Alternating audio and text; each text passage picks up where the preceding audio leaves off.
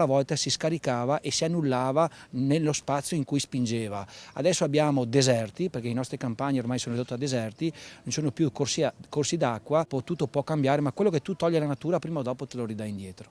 Ecco Sindaco, lei è stato molto chiaro ed è stato anche molto prezioso. Noi la ringraziamo, chiaramente le facciamo un in bocca al lupo per la sua attività e per la comunità di Vallà, a cui siamo tutti molto vicini. Ci vediamo insieme il prossimo servizio di cronache trevigiane che tratta sempre di rapporto amministrazioni comunali e ambiente. Poi tornate qui con noi, avremo l'ultima testimone di questo evento calamitoso, il sindaco di Altivole.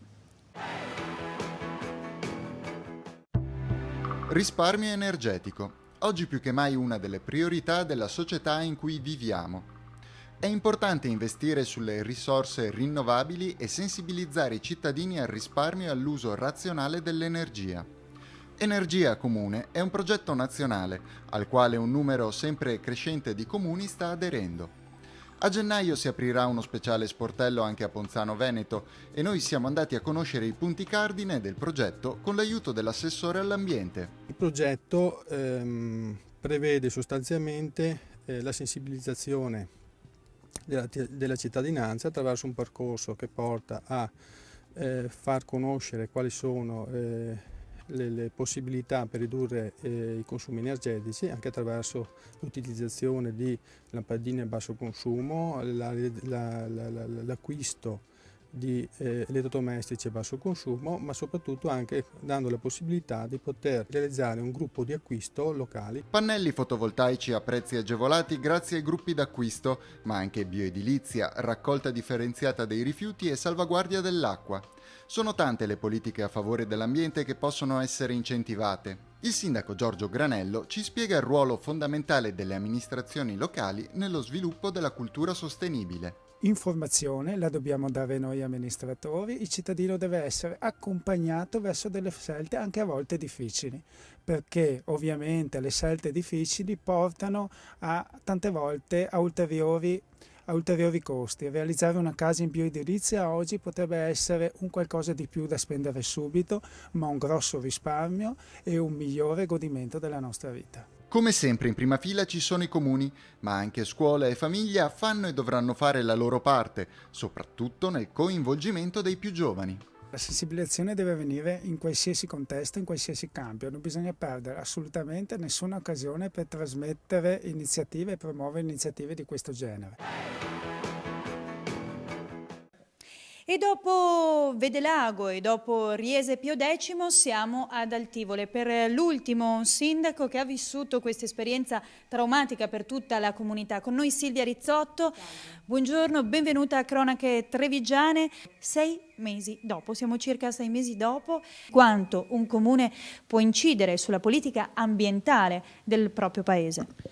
Credo molto per certi aspetti. Allora, per quello che è già edificato e costruito, credo che ci vogliono altri tipi di incentivi a livello superiore e deve esserci una politica seria con dei fondi notevoli a disposizione per rimettere a posto quello che negli anni invece è stato compromesso come territorio con le implicazioni che ha portato.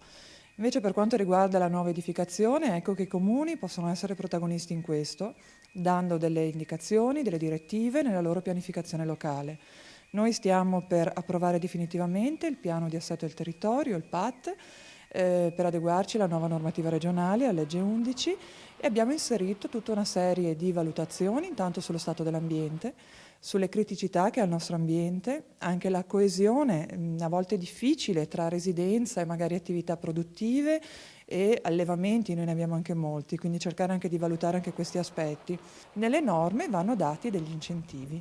Cercare di puntare su un'edilizia sostenibile, cercare di riuso di alcuni edificati invece di compromettere altro territorio agricolo, cercare di incentivare anche l'uso dell'acqua e il riuso dell'acqua, acque piovane, e per far questo possono essere utili sia degli incentivi di tipo economico, per esempio un abbattimento degli oneri di urbanizzazione, oneri concessori, ma anche incentivi volumetrici.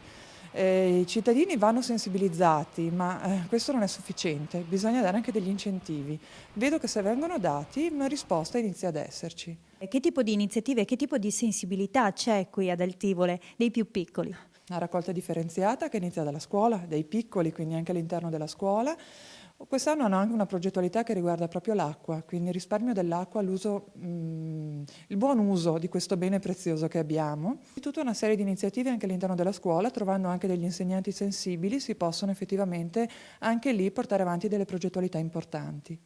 Sindaco, noi la ringraziamo per essere stata con noi, le auguriamo chiaramente un buon lavoro perché se voi lavorate bene l'ambiente di sicuro ci guadagna. Se rispettiamo l'ambiente sì, se rispettiamo l'ambiente ci guadagniamo tutti. Assolutamente sì, sono d'accordo con lei, la ringrazio. Buona giornata anche a lei, noi ci vediamo un attimo di pubblicità e poi si aprirà la seconda parte di Cronache Trevigiane sempre dedicata all'ambiente. Parleremo di un piano ambientale davvero importante con il Parco del Sile e poi altre iniziative dai comuni della Marca.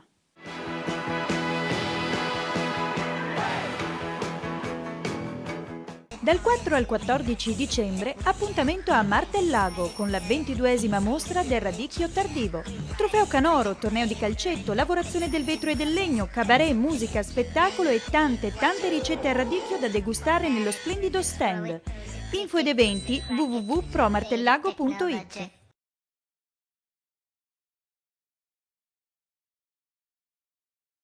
Dal 4 al 14 dicembre, appuntamento a Martellago con la 22esima mostra del radicchio tardivo. Trofeo Canoro, torneo di calcetto, lavorazione del vetro e del legno, cabaret, musica, spettacolo e tante ricette a radicchio da degustare nello splendido stand. Info ed eventi www.promartellago.it.